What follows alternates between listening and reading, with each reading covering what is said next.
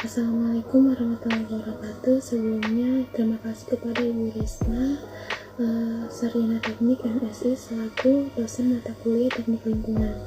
Kami dari kelompok 8 akan mempresentasikan AMDAL dan UKL-UPL di DKI Jakarta. Tapi sebelum itu saya akan memperkenalkan teman-teman dari kelompok saya. Yang pertama ada saya sendiri, Melagi Ananta dengan NIM 201007. Yang kedua ada Rizky Ramadan dengan NIM 21026, Muhammad Riki Arindra 21033, dan yang terakhir ada Ibrahim 21018. Baiklah, selanjutnya akan masuk ke materi. Pengertian AMDAL. Menurut Peraturan Pemerintah Nomor 27 Tahun 1999 tentang analisis mengenai dampak lingkungan, AMDAL adalah kajian mengenai dampak besar dan penting untuk pengambilan keputusan suatu usaha dan kegiatan yang direncanakan pada lingkungan hidup yang diperlukan bagi proses pengambilan keputusan tentang penyelenggaraan usaha atau kegiatan. Tujuan AMDAL: yang pertama, bahan bagi perencanaan pembangunan wilayah. Yang kedua, membantu proses pengambilan keputusan tentang kelayakan lingkungan hidup dari rencana usaha atau kegiatan. Ketiga, memberi masukan untuk menyusun desain rinci teknis dari rencana usaha dan kegiatan. Yang keempat, memberikan masukan untuk penyusunan rencana pengelolaan dan pemantauan lingkungan hidup. Yang kelima, memberikan informasi bagi masyarakat atas dampak yang ditimbulkan dari suatu rencana usaha dan kegiatan. Apa saja lingkup dokumen AMDAL? Lingkup dokumen AMDAL meliputi antara lain: yang pertama ada kerangka acuan AMDAL atau KAMDAL adalah ruang lingkup kajian analisis dampak lingkungan hidup yang merupakan hasil pelingkupan. Yang kedua, AMDAL adalah telahan secara cermat dan mendalam tentang dampak besar dan penting suatu rencana usaha atau kegiatan. Yang ketiga, rencana pengelolaan lingkungan hidup atau RKL adalah upaya penanganan dampak besar dan penting terhadap lingkungan hidup yang ditimbulkan akibat dari rencana usaha atau kegiatan. Yang keempat, rencana pemantauan lingkungan hidup atau RPL adalah upaya pemantauan komponen lingkungan hidup yang terkena dampak besar dan penting akibat dari rencana atau usaha dan kegiatan. Yang kelima, AMDAL merupakan bagian dari perizinan yang dilaksanakan sebelum kegiatan dimulai atau bagian dari perencanaan. Yang keenam, bagian rencana kegiatan di luar kegiatan yang berdampak besar dan penting wajib menyusun dokumen upaya pengelolaan lingkungan atau UKL dan upaya pemantauan lingkungan atau UPL.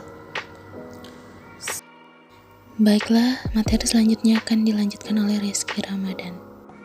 Baik, saya akan melanjutkan presentasi dari Milga, yaitu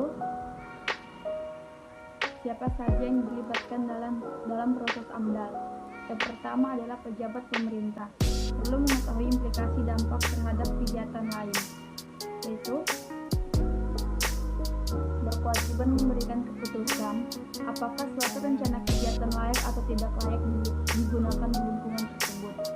Keputusan kelayakan lingkungan ini dimaksudkan untuk melindungi kepentingan rakyat dan kesesuaian kegiatan pembangunan berkelanjutan. Untuk mengambil keputusan, pemerintah memerlukan informasi yang dapat dipertanggungjawabkan, baik yang berasal dari pemilik kegiatan atau pemerkarsa maupun dari pihak-pihak lain yang berkepentingan. Informasi tersebut disusun secara sistematis dalam dokumen AMDAL. Dokumen ini dinilai oleh Komisi Penilaian AMDAL untuk menentukan apakah informasi yang terdapat di dalamnya telah dapat digunakan untuk pengembalian keputusan dan untuk menilai apakah rencana kegiatan tersebut dapat dinyatakan layak atau tidak layak berdasarkan suatu kriteria.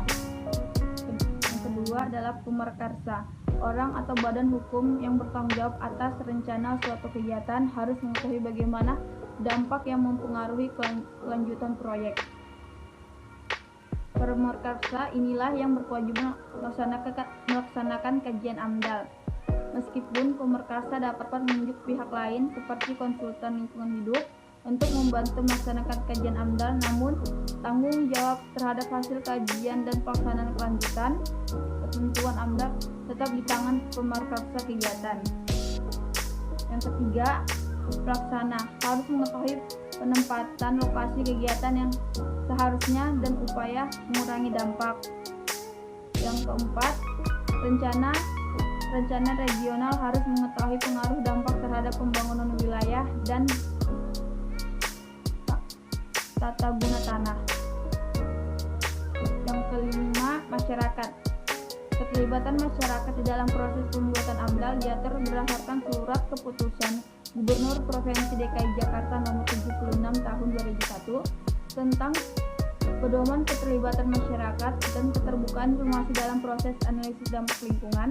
Berdasarkan surat keputusan gubernur tersebut, di dalam hal proses pembuatan AMDAL harus melibatkan Dewan Kota, Kabupaten, Dewa Kelurahan, Dekel, serta peranan pemberhenti lingkungan seperti walhi dan organisasi lingkungan lainnya. Yang terakhir adalah politikus. Harus mengetahui siapa yang terkena dampak, bentuk dampak, isu yang perlu mendapat perhatian. Baik, selanjutnya adalah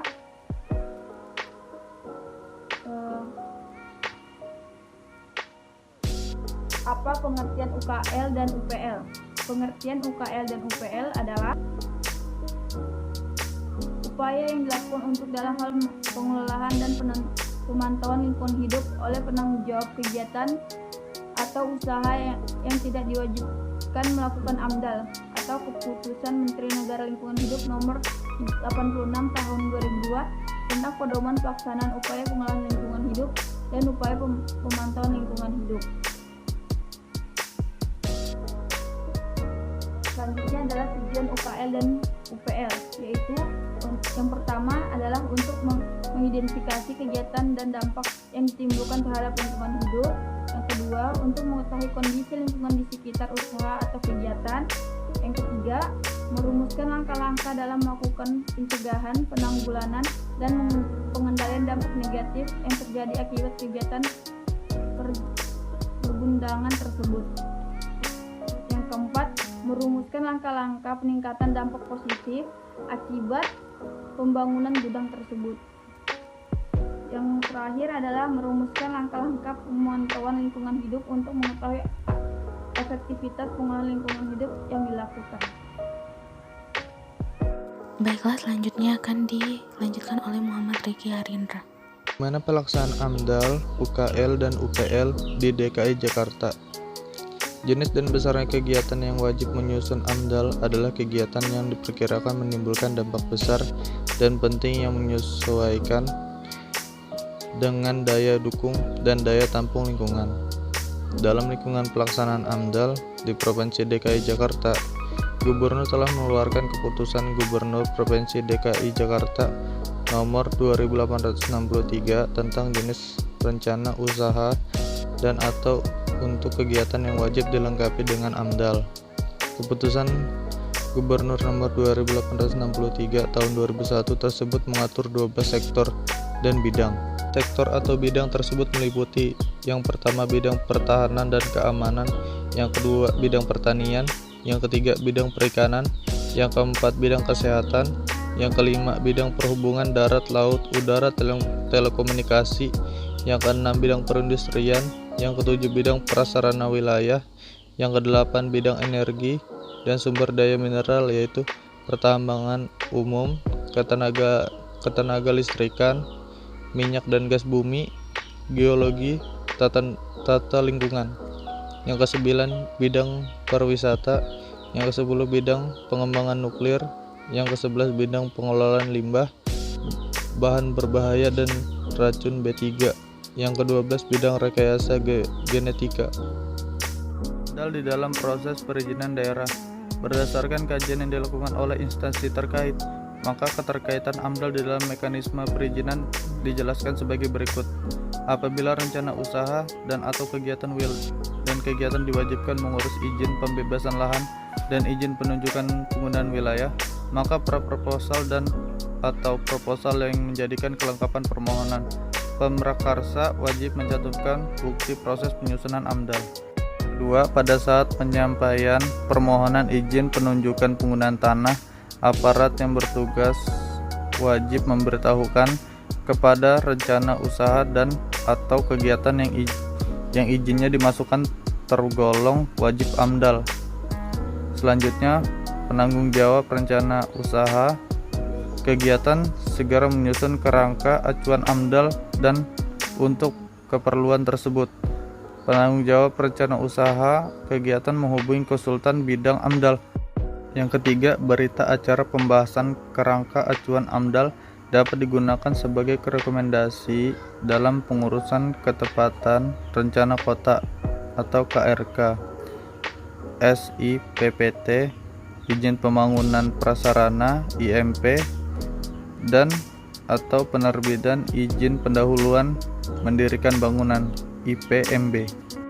Yang keempat, izin mendirikan bangunan IMB atau diterbitkan oleh instansi yang berwenang apabila Komisi Penilaian AMDAL daerah telah menerbitkan rekomendasi AMDAL untuk rencana usaha dan atau kegiatan.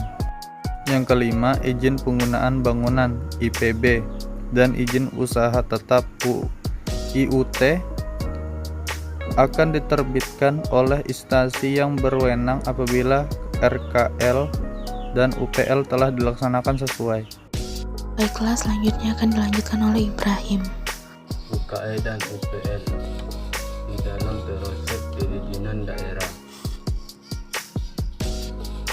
Penanggung jawab rencana usaha dan atau kegiatan yang berdasarkan pengelolaannya wajib menyusun UKL atau UPL. Maka aparat yang bertugas di bidang perizinan wajib menjelaskan kedudukan dokumen UKL atau UPL dalam mekanisme perizinan di Provinsi DKI Jakarta. Berdasarkan kajian yang dilakukan oleh instansi terkait mengacu pada peraturan perundang-undang yang berlaku di Provinsi DKI Jakarta, maka kegiatan UKL atau UPL dalam mekanisme perizinan dijelaskan sebagai berikut. A.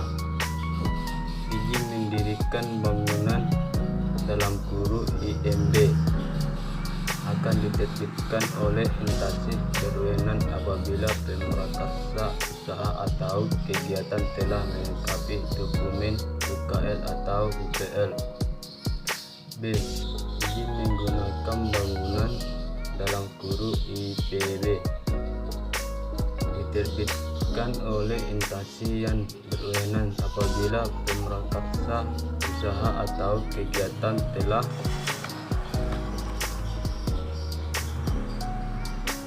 melaporkan pelaksanaan UKL atau UPL kepada instansi yang bertanggung jawab di tingkat wali kota mandai atau kabupaten administratif dan tingkat provinsi. Apa saja jenis usaha atau kegiatan yang wajib dilengkapi dengan UKL dan UPL?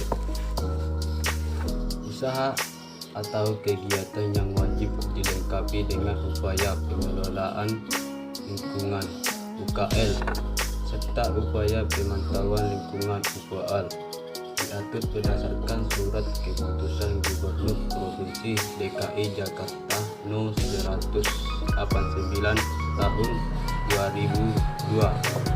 Berdasarkan keputusan Gubernur No. 189 atau 2002, ini terdiri dari 10 sektor atau bidang meliputi: A. Bidang berhubungan dan telekomunikasi. B. Bidang prasarana wilayah. C. Bidang pariwisata.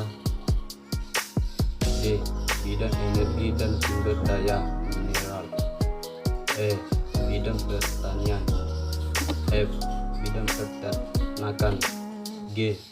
Bidang perikanan. H. Bidang kehutanan. I. Bidang perindustrian dan J. Bidang perdagangan sesuai keputusan Mining LH No. 86 atau 2002 Pembinaan penilaian UKL atau UPL dilaksanakan oleh instansi yang bertanggung jawab dalam pengelolaan lingkungan hidup.